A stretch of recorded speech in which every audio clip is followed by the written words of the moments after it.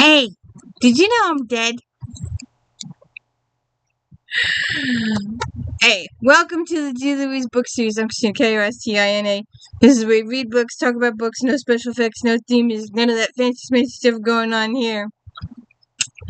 And, I had to do the yearly blood test.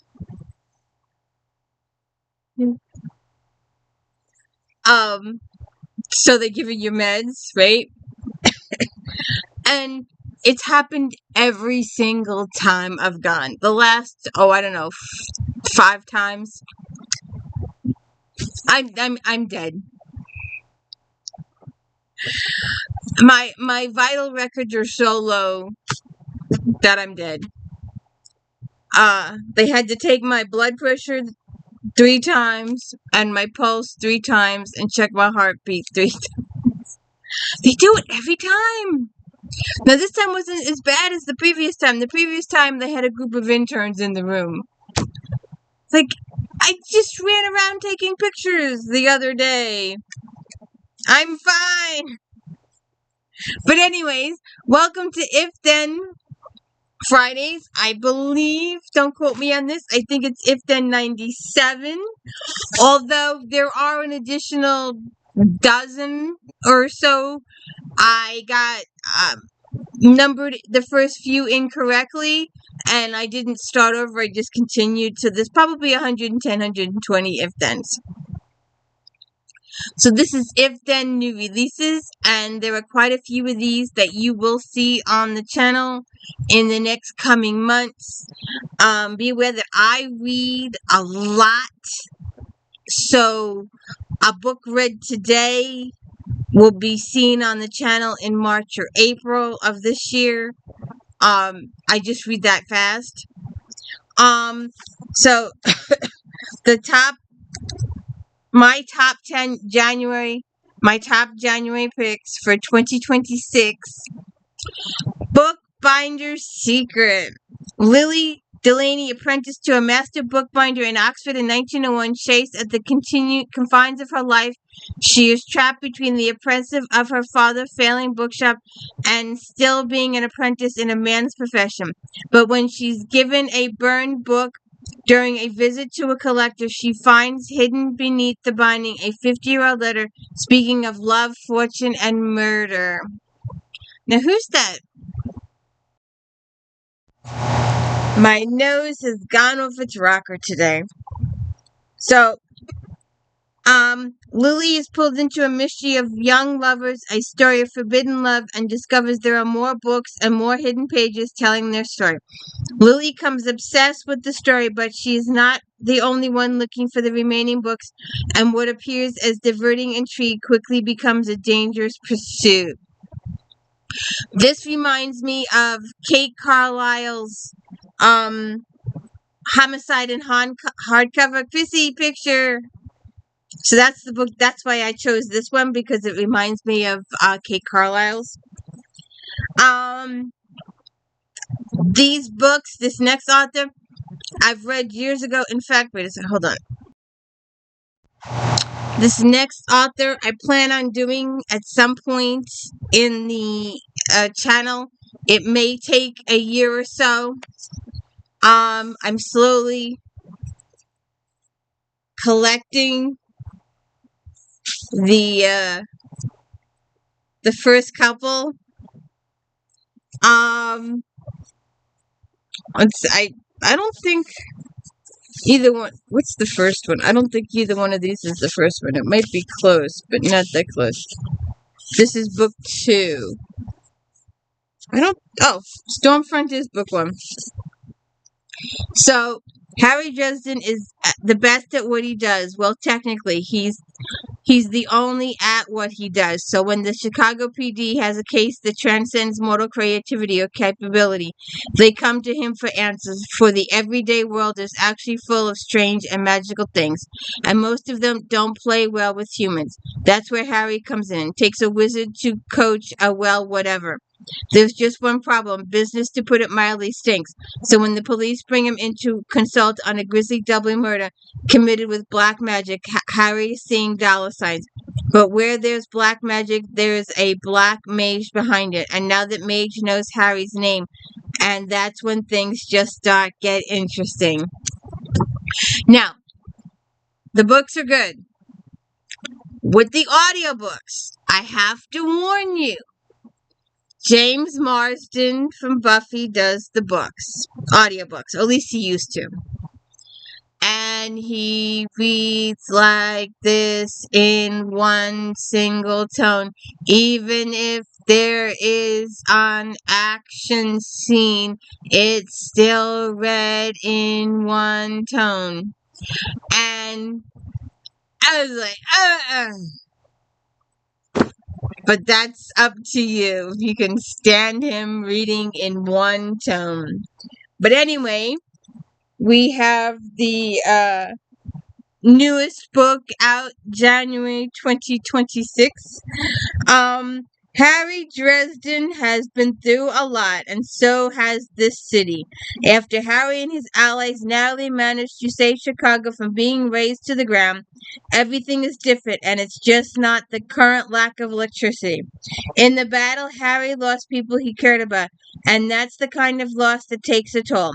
Harry being Harry, he's doing his level best to help the city and his friends recover and rebuild, but it's a heavy load, and he needs time.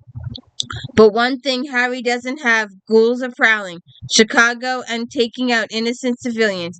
Harry's brother is dying, and Harry doesn't know how to help him. And last but certainly not least, the Winter Queen of the Fae has allied with the White Court of Vampires, and Harry's betrothed to seductive, deadly vampire Lara Wraith to seal the deal. Interesting. I don't even know. Book 18. We will definitely see Miss Belo. She's up there. This year we're in the Regency side of town. Remember that day. Look for this book in April and May on the channel. Winifred Cunningham, the adopted daughter of a portrait painter, hopes that her new close friend, Owen Ware, will soon ask for her hand in marriage. But when Owen introduces Winifred to his elder brother Nicholas, the late Earl of Stratton's second son, the slow burn between them begins. Nicholas is cavalry colonel, a hardened soldier whom Winifred at first despises. She finds him intimidating and cruel-looking. When he finds the strange and startling forthright, A Summer at Ravenswood, however, Nicholas and Winifred are unwillingly thrown together on several occasions until they realize the passion that drives their disagreements is not due to unlike, but attraction. He boats me. She started it. She touched it. All those little things. We will definitely see this book in the channel.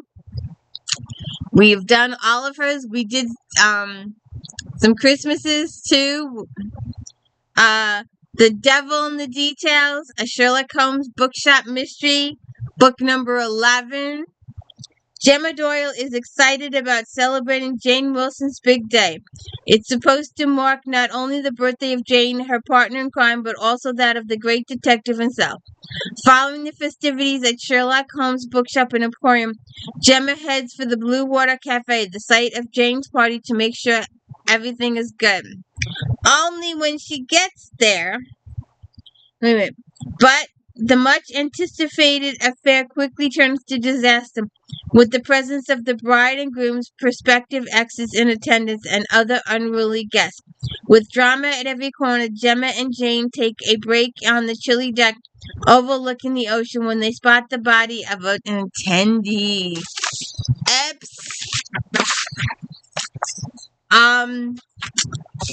In anticipation of reading this next book,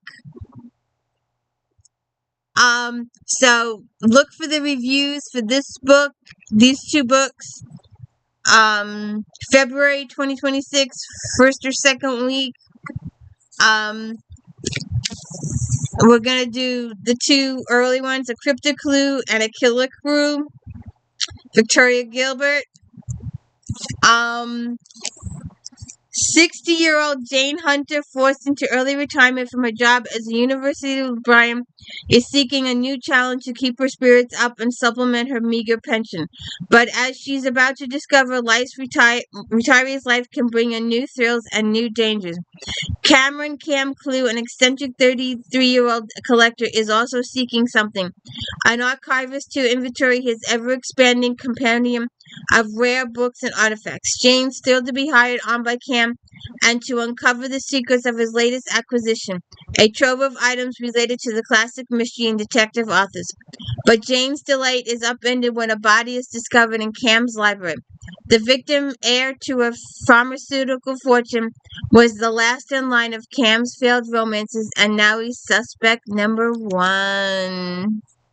So that's the start of this, and the new one comes out this month. A Deadly Crew, Book 3. Cameron Clue and Jane Hunter, lovers of all things bookish, are slowly cataloging Cam's private collection of first edition books acquired from the deceased patriarch of the wealthy Stewart family.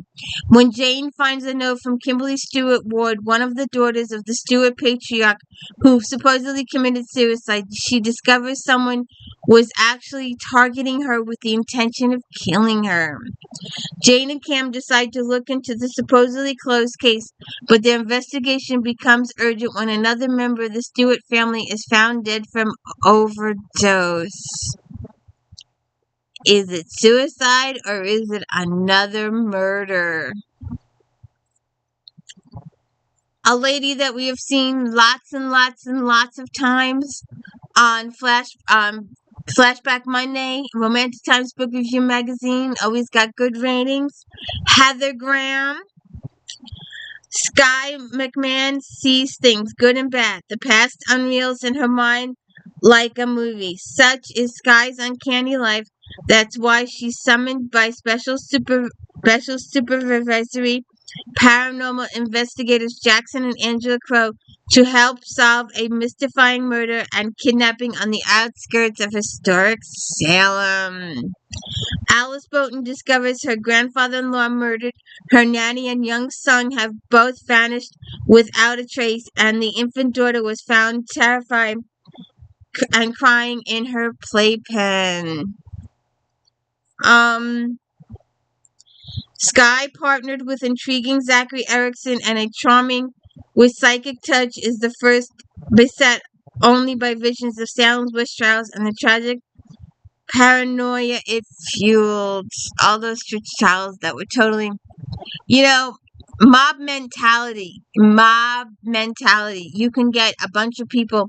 It only takes a couple to alight the fire. I was doing genealogical research years and years ago, and I came across this article, and the newspaper actually covered it for several weeks so I could follow the story as it progressed.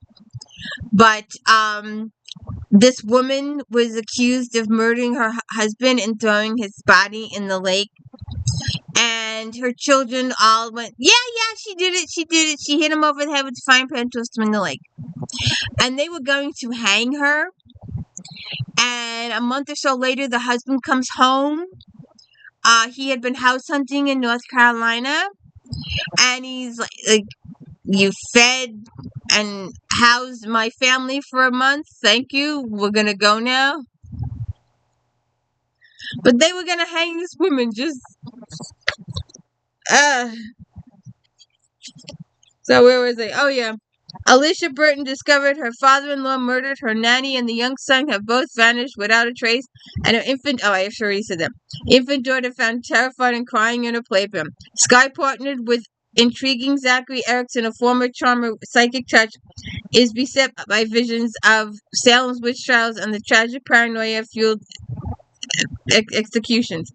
When Sky sees is not another innocent from the 17th century swing from a noose, what she sees is a bona fide crone, pointed hat, and all preying on the family like something from a child's hideous nightmare.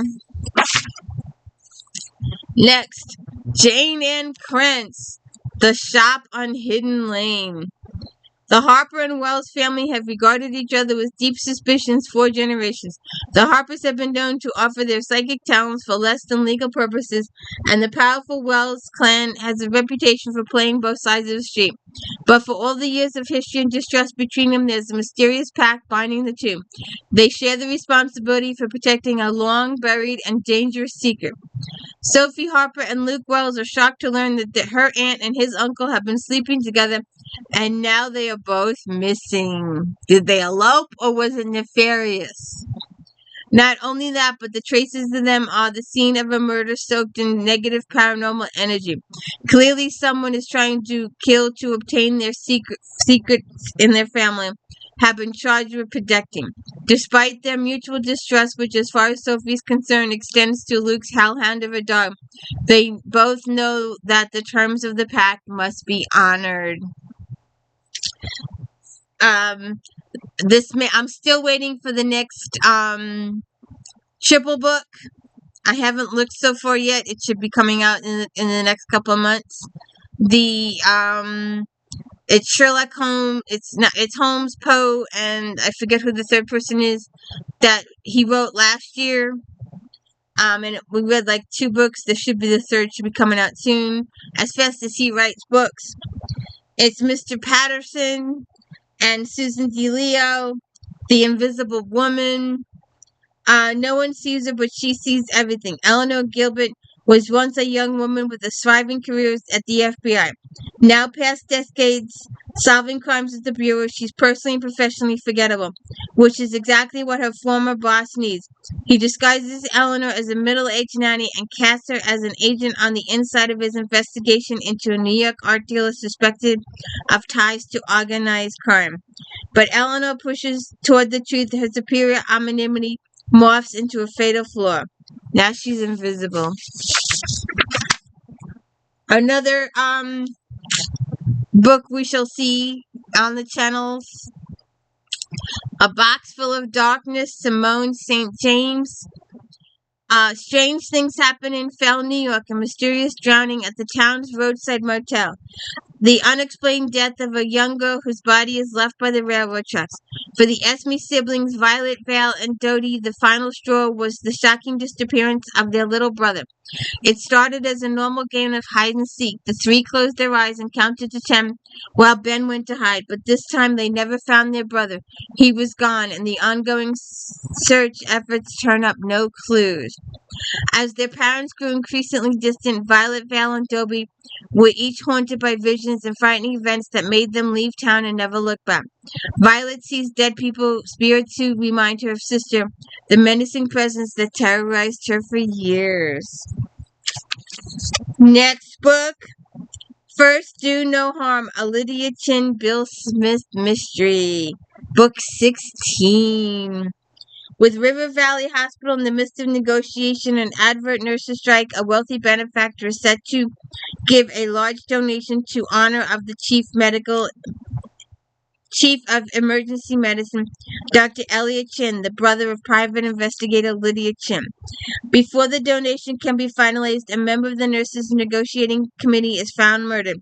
A morgue assistant is arrested, and though he denies knowing the victim, his father and brother, both doctors at the hospital, are urged him to take a plea deal. After negotiating, committee members abruptly resigns, and a senior biomedical technician disappears. An officially off-limits section of the hospital basement turns out to be a hotbed of unauthorized crimes. Annalise Ryan. I've got a bunch of hers over there. Monster in the Moonlight, Book 4. When a body turns up along a lonely country byway in rural Wisconsin, rumors of the Beast of Bray Road, a werewolf-like creature that is said to inhabit the area, are reinvigorated. For years, locals have reported sightings of the terrifying creature, but this would be its first verified attack. Marks on the head of the woman's body indicate a mauling by some kind of large animal, plus deep wounds, deep scratches on the victim's car, convince the community that the legendary beast is not only real but responsible for the killing. If the police have any hope of solving the crime, they're going to need an expert. Anita Blake! Hey, Anita! I'm sorry. If you haven't read Laurel K, please read Laurel K. We're on the Regency side of town, so it's Miss Kenyon that appears on top. If police have any hope of solving this crime, they're going to... Oh, I already said it. Going to need an expert cryptologist, Morgan Carter. She's investigating sightings of eerie creatures through the upper Midwest. If anyone is going to track down the killer, it's her. The Devil's Daughter. Most nights, P.I. Jack Coffey can be found hanging out in smoky Greenwich Village jazz clubs with well-known mobsters Jasmine and Hoods. So when an uptown financier calls him for a job, it seems like he's headed for tonier climes. But it turns out the view from Lewis Garrett's lavish penthouse overlooks the same vice-ridden Manhattan streets, which explains why he's so desperate to find his missing teenage daughter Lucy. When Jack's search for Lucy leads him to a swanky nightclub packed with well-dressed pimps and wealthy drug dealers, he begins to wonder if Garrett is really concerned about his daughter's welfare, or if he simply fears she may reveal his own shocking secrets. After an attack outside Jack's apartment and Lucy's boyfriend is found floating face down in the East River, the story gets into high gear.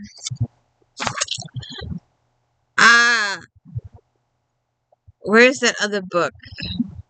Hold on.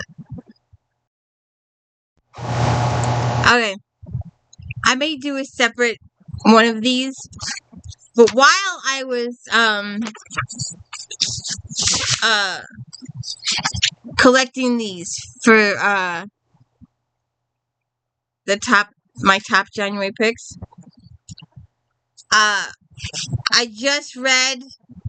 we just did The Devil's Daughter by Gordon Greisman. And this book is coming out, like I said, January 2026. This book, wait a minute, no. The Devil's Daughter that I just read, that came out in January of 2024. Okay, my papers got mixed up. So, The Devil's Daughter, Gordon Greisman, came out in 2024. I forgot I was doing this. That came out in 2024. And the reason I was confused is because this book, The Devil's Daughter, by Danielle Steel, comes out this month. Graduating magna cum laude MIT is the happiest day of Billy Banks' life. Although her family is not part of it, her mother always supported her. Died when Billy was 17. Since then, her father has been slowly drinking himself to death in the family farm in Iowa. And her younger sister Mickey has grown ever more estranged. Growing up, the siblings could not have been more different. Billy was shy, small, bookish, more like her mother. Tall, blonde, Mickey was boldly sexual, craving attention, and lacking sympathy for anyone. Like her father, despite Billy's attempts to look after Mickey following her mother's death, her sister consistently treated her with cruelty. So when Mickey invites Billy to move in with her in Los Angeles, Billy is wary and hopeful. Taking a leapful faith, she joins her sister in the West Coast. While Mickey lands a questionable modeling job and falls with fast crap, Billy begins working at the pathology lab and starts dating a warm, supportive reporter. So, our Devil's Daughter, Gordon Greisman, about the PI and the investigation. Our other book is about siblings getting to know each other in Devil's Daughter. The murder mystery or relationship. Alright, now, I talked about this one a couple minutes ago. First Do No Harm, Lydia Chin novel. S.J. Rosen will put it here. In 2024, First Do No Harm by Joe Kendra. A string of doses of Colorado Springs has Detectives Joe Kendra and Lee Wilson on the lookout for a bad batch of heroin that has been cut with a drug they've never seen before. Meanwhile, at Springs General Hospital, Dr. Blair Moreland, a notoriously unpleasant and head anesthesiologist, has been found a way to feed his deepening addiction to the very same powerful new drug, fentanyl. But when Dr. Moreland starts supplying this dangerous painkiller to dealer Lula Lopez, planning to manufacture the drug himself, he angers the Mexican crime syndicate and sets in motion a cycle of death and violence that threatens to engulf the entire city. So, First Do No Harm, S.J. Rosen, or First Do No Harm, Joe Kendra. Authors need to pick unique titles for their books. It's a pain in the butt when you go researching a book and 20 or 30 books come up with the same title. There was even, I didn't pull it, but there was even a Do No Harm non-fiction medical book for doctors. So, you gotta choose your titles if you're an author. That's all I'm saying. But don't forget to look for these in the next couple weeks. And that was Friday If Then. There's 100 other if thens out there. Stop your Googling. If Then homicides, I'm gonna be doing in a couple weeks. Got If Then vampires, If Then werewolves, If Then lawyers, If Then homicides, If Then lawyers, If Then black authors, If Then Native American authors, whole bunch of Valentine's Day, cozy mysteries, Thanksgiving cozies, Christmas cozies, Mother's Day cozies, 4th of July cozies, detectives, Scotland Yard. There's so many cozies, I've forgotten half of them. But it's easier to just watch my video and get a good list of authors that fit in your genre. Because Googling and stuff, I was Googling for January. I was looking for this particular topic, and I wanted specific books during a specific time frame. I said I want books XYZ that were published in 2025. It was giving me 2008, 2018, 2019.